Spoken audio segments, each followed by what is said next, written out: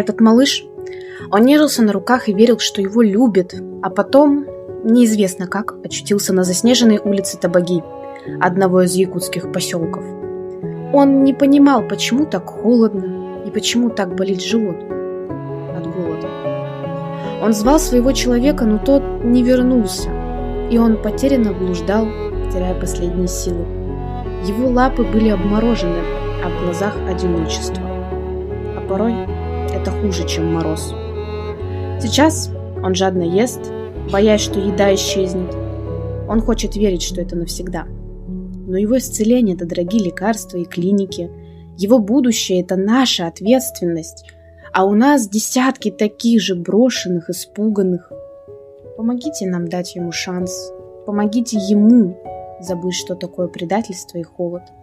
Ваша помощь – это его первый шаг к жизни, где его снова будут любить.